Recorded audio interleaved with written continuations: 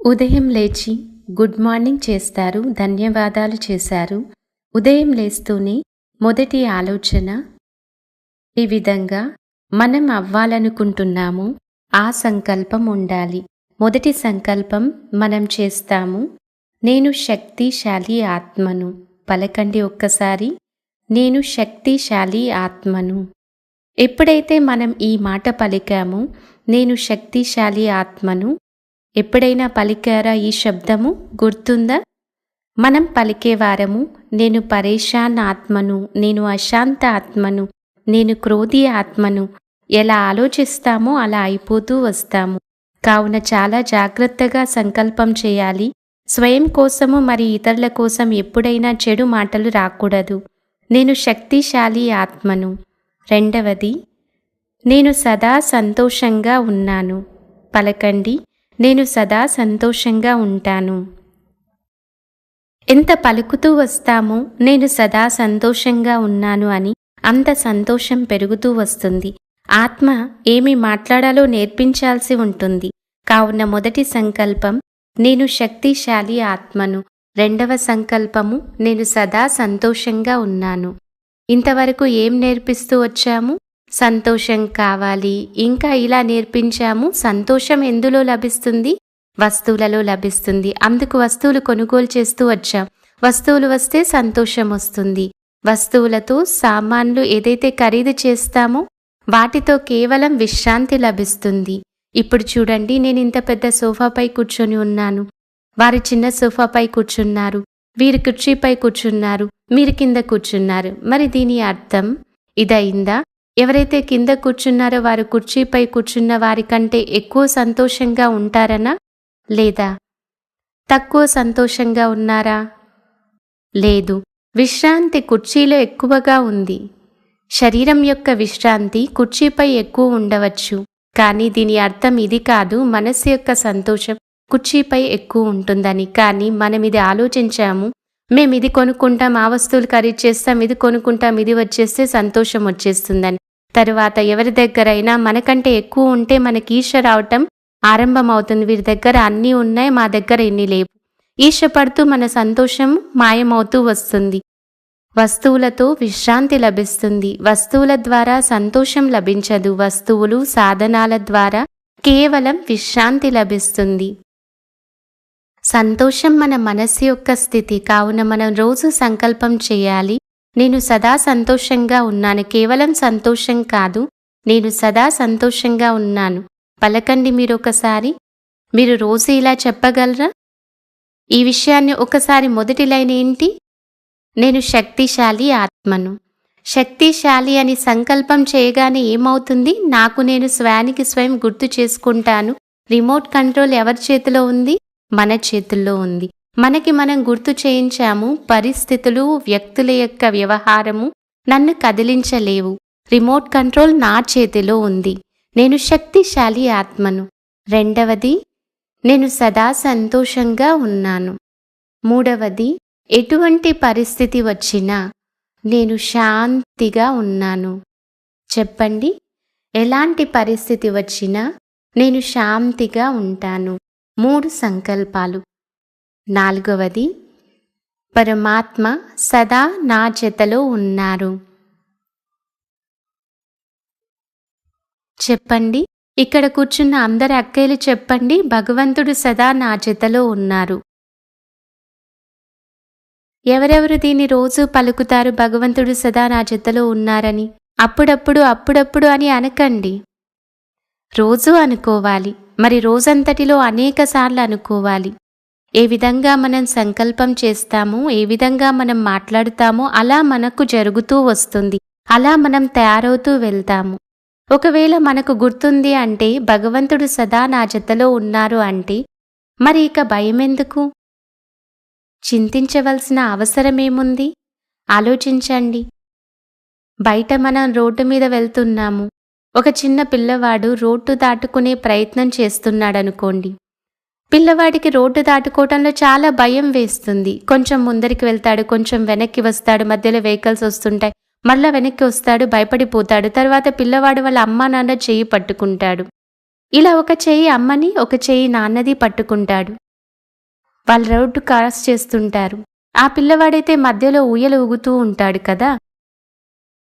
మనం ఊయల ఊగుతూ ఊగుతూ రోడ్ క్రాస్ చేసేస్తాడు. పిల్లవాడికి ఎంత మజా అనిపిస్తుందంటే వాపస్ మళ్ళా చేద్దాం అంటాడు.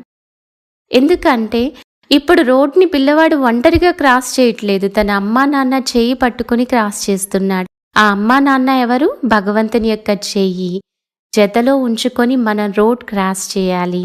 జీవితంలో ఒంటరిగా పరిస్థితులను క్రాస్ చేయకూడదు. ఒంటరిగా క్రాస్ చేయటం వలన భయం అనిపిస్తుంది, చింత కలుగుతుంది. మనకు భయం అనిపిస్తుంది, ఇక్కడ నుంచి ఈ వెహికల్ వచ్చింది, అక్కడి నుండి ఈ మాట వచ్చింది, ఇక్కడ నుండి ఈ మాట వచ్చింది. ఒంటరిగా ఉన్నాం. ఒంటరితనాన్ని అనుభవం చేసుకుంటే 4 విషయాలు భయపడతాయి. రోజు స్వానికి గుర్తు చేయించుకున్నట్లయితే భగవంతుడు నా జతలో ఉన్నారు, భగవంతుని చెయ్యి నాపై వారి ఆశీర్వాదాల యొక్క హస్తం సదా ఉంది, నేను సదా వారి శక్తులతో సురక్షితంగా ఉన్నాను. ఇలా సంకల్పం చేస్తూ మరణం చేస్తూ వెళ్తుంటే అదే విధంగా తయారైపోతాం. 5వ సంకల్పం, నా శరీరం సదా ఆరోగ్యంగా ఉంది. పలకండి.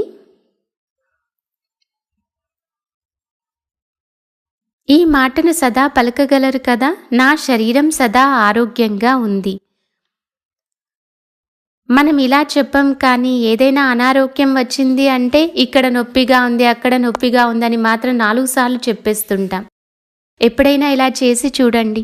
ఒకవేళ పదే పదే అనారోగ్యము, రోగము అని అంటున్నాము, నొప్పిగా ఉంది, అలసిపోయాను అలా అంటున్నాము అంటే అనారోగ్యం ఇంకా పెరుగుతూ వస్తుంది, నొప్పి కూడా ఇంకా పెరుగుతూ వస్తుంది. సంకల్పంలో ఏదైతే ఆలోచిస్తామో అలా జరుగుతూ వెళ్తుంది. కావున అనారోగ్యం అని చెప్పకండి. సదా ఏమని చెప్పాలి? నేను ఎలా ఉన్నాను? నేను ఆరోగ్యవంతంగా ఉన్నాను. కొంచెం కూడా ఆరోగ్యం బాలేదు అంటే ఎవరైనా వచ్చి అడిగారనుకోండి, ఎలా ఉన్నావని చెప్పండి. వారికి పూర్తిగా పర్ఫెక్ట్గా ఉన్నాను, ఆరోగ్యంగా ఉన్నాను, హెల్తీ పర్ఫెక్ట్ అని చెప్పండి. ఎప్పుడు నేను అనారోగ్యంగా ఉన్నానని ట్రీట్మెంట్ తీసుకోవాలని చెప్పకండి. నేను అనారోగ్యంగా ఉన్నాను అని అనకండి. నా శరీరము ఆరోగ్యంగా ఉంది. 5వ సంకల్పం, నా సర్వ సంబంధాలు చాలా ప్రియమైనవి. నాకు అందరితో మంచి సంబంధాలున్నాయి. రోజు సంకల్పం చేయాలి, నా సంబంధాలు చాలా ప్రియమైనవి, నాకు అందరితో సత్సంబంధాలున్నాయి. 6వ సంకల్పం, నా ఇల్లు స్వర్గము. చెప్పండి, నా ఇల్లు స్వర్గము అని. రోజు ఆశీర్వాదం ఇవ్వండి మీ ఇంటికి. నా ఇల్లు స్వర్గము, నా ఇల్లు స్వర్గము, నా ఇల్లు స్వర్గము. ఇంటిలో ఏదైనా హెచ్చుతగ్గులుంటే అవి కూడా సమాప్తమైపోతాయి. ఎందుకంటే ఎంత మంచిగా ఆ ఇంటికి మనం రోజు ఆశీర్వాదాలు ఇస్తున్నాం. నా ఇల్లు స్వర్గము. కావున ఎన్ని సంకల్పాలు అయ్యాయి గుర్తున్నాయా? అన్ని సంకల్పాలు ఒకసారి మరలా చెప్పుకుందాం. నేను ఎలాంటి ఆత్మను? నేను శక్తిశాలి ఆత్మను. 2వది, నేను సదా సంతోషంగా ఉన్నాను. ఎలాంటి పరిస్థితి వచ్చినా నేను శాంతిగా ఉన్నాను. నేను శాంతిగా ఉన్నాను. నా శరీరము, పలకండి, మీరు చెప్పాలి, నా శరీరం ఆరోగ్యవంతంగా ఉంది. నా సంబంధాలు చాలా ప్రియంగా ఉన్నాయి. మరి నా ఇల్లు స్వర్గము. ఎవరెవరు ఈ 6 విషయాలు గుర్తుంచుకున్నారు? గుర్తుకొచ్చాయా అందరికీ? చేతులెత్తండి, అక్కేలు చేతులెత్తండి. గుర్తుకొచ్చాయా? మొదటి లైన్ ఏంటి? నేను శక్తిశాలి ఆత్మను. 2వదేంటి? నేను సదా సంతోషంగా ఉన్నాను. 3వది, ప్రతి పరిస్థితులలో నేను శాంతిగా ఉంటాను. నా జతలో ఎవరున్నారు? పరమాత్మ నా జతలో ఉన్నారు. వారి ఆశీర్వాదాలు నాకు రక్షణ కవచం. శరీరం నాది ఎలాంటిది? ఆరోగ్యంగా ఉన్నది. పరివారం, సంబంధాలు ఎలా ఉన్నాయి? చాలా ప్రేమగా ఉన్నాయి. మరి ఇల్లు ఎలా ఉంది? స్వర్గము. ఇప్పుడు 1 నెల కోసం ఈ ప్రాక్టీస్ చేద్దాము, ఓకేనా? 1 నెల కోసం ఏమేం చేయాలి? ఉదయం లేస్తూనే కళ్ళు తెరవగానే 2 నిమిషాలు అక్కడే కూర్చునేసేయండి. ఉదయం లేస్తూనే మొదట ఈ 6 సంకల్పాలు పలకండి. మంచిగా చేయగలరా? ఉదయం లేస్తూనే ఈ 6 సంకల్పాలు చేయగలరా? ఉదయం లేస్తూనే ఈ 6 సంకల్పాలు అనుకోండి. తర్వాత రోజంతటిలో ప్రతి 2-3 గంటల మధ్యలో గుర్తుకు తెచ్చుకోండి. కార్యం చేస్తూ కూడా లోపల ఈ సంకల్పం చేసుకోండి. ఎప్పుడు భోజనం చేస్తుంటారు? వంట చేస్తారు కదా! వంట చేస్తారు కదా! మీరు భోజనం చేస్తూ వండుతూ వండుతూ రోటీ చేస్తుంటారు, సబ్జీ చేస్తుంటారు, పప్పు చేస్తుంటారు. చేస్తూ చేస్తూ ఈ సంకల్పాలు అందులో నింపుతూ రండి. శాంతిగా ఉన్నాను, సంతోషంగా ఉన్నాను, శక్తిశాలిగా ఉన్నాను, భగవంతుడు నా జతలో ఉన్నారు. ఈ అన్ని వస్తువులు వేయండి. ఏ విధంగా మనం ఉప్పు వేస్తాం, కారం వేస్తాం, అదేవిధంగా ఈ సంకల్పాలు వేస్తూ రండి. నేను శాంతిగా ఉన్నాను, సంతోషంగా ఉన్నాను, శక్తిశాలిగా ఉన్నాను, పరమాత్మ చెత్తలో ఉన్నారు, నా శరీరం ఆరోగ్యంగా ఉంది, నా ఇల్లు స్వర్గము. ఒకవేళ వండుతూ వండుతూ ఇలాంటివి వేశాము అంటే వంటలో 1 నెల లోపల ఇల్లు పరివర్తన అయిపోతుంది. 1 నెల లోపల ఇంటిలో ఉండే వారందరి యొక్క మనసు యొక్క స్థితి మారిపోతుంది. చాలా శక్తి ఉంది ఈ మాటల్లో. పరమాత్మ నేర్పిస్తారు. ఎలాంటి సంకల్పాలు చేయాలి, ఎలా మాట్లాడాలి, ఎలాంటి కర్మలు చేయాలి, ఉదయమే రోజు యొక్క ఆరంభం ఎలా చేయాలి. తరువాత చివరి విషయం, రాత్రి నిద్రించే ముందు అలానే పడుకోకండి. ఎందుకంటే రాత్రి మనం ఏదైతే ఆలోచిస్తామో అది పూర్తి రాత్రంతా మనపై ప్రభావం చూపుతుంది. రాత్రి యొక్క చివరి సంకల్పం 6 గంటలు ఎప్పుడు మనం పడుకుంటామో ఆలోచనలు మన మనసులో నడుస్తాయి. కావున రాత్రి యొక్క చివరి ఆలోచన చాలా చాలా మహత్వపూర్ణకమైనది. కావున రాత్రి నిద్రించే ముందు 2 నిమిషాలు మరలా కూర్చొని ఈ 6 సంకల్పాలు మరలా చేద్దాం. మరియు అందరికీ ధన్యవాదాలు చెప్దాం. ఇలా మంచిగా ఆలోచించి ఎప్పుడైతే నిద్రిస్తామో తక్కువ నిద్రలోనే చాలా ఫ్రెష్గా తయారైపోతాం. నిద్రపోయే ముందు మన చివరి సంకల్పం ఏదైతే ఉంటుందో అది ఉదయం లేవగానే మన మొదటి సంకల్పం అయిపోతుంది. ఎందుకంటే మన రాత్రి నిద్రించే ముందు ఆ సంకల్పాలు చేసి పడుకున్నాం. కావున ఎప్పుడెప్పుడు చేయాలి? అన్నింటికంటే ముందు ఉదయం లేస్తూనే నోట్ చేసుకుంటూ వెళ్ళండి. ఎప్పుడెప్పుడు చేయాలి? మనస్సులో అన్నింటికంటే ముందు ఎప్పుడు చేయాలి?